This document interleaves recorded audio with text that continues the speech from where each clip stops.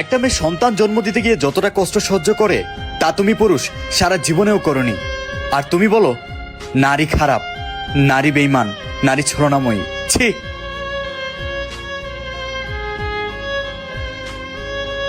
দুনিয়াতে কত রকম খেলা আছে, ওইগুলা খেলো। কেন মেয়েদের মন নিয়ে খেলো?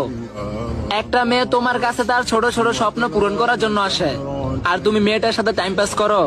একটা বার ভাবো তো, তোমার বোনের সাথে এরকম কেউ করলে তোমার কাছে কেমন লাগতো?